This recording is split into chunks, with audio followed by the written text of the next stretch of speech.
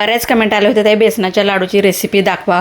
आता मी इथे घेतलेला आहे जो सुरुवातीला ग्लास बघितला ना तो पाव किलोचा आहे. मग इथे मी अर्धा किलोचं जर लाडू करायला घेतलं तर पाव किलोचा जो ग्लास आहे तो 2दा घेतला आहे. म्हणजे समजा एक शॉर्टकट पद्धतीने सांगते. समजा अर्धा किलो बेसन घेतलं, अर्धा किलो बारीक रवा जाडा नाही घ्यायचा आणि अर्धा किलो तूप आणि साखर तुमच्या चवीनुसार. तुम्हाला जास्त गोड पाहिजे तर जास्त, कमी पाहिजे तर कमी.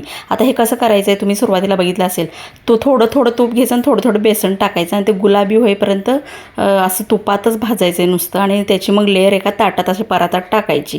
सगळं बेसन झाल्यानंतर सगळं रवा भाजायचा त्याच कढईत तूप टाकून आणि त्याची रव्याची लेअर त्या बेसनावर द्यायची. नंतर मग साखर टाकून असं घट्ट होतं.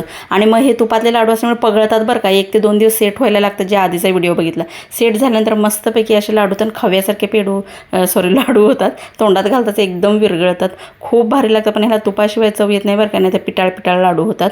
त्यामुळे तुम्ही सुद्धा सांगितल्या पद्धतीनेच करा. ते वाटले नक्की सांगा आणि चॅनल नवीन असेल तर सबस्क्राईब करा बरं का.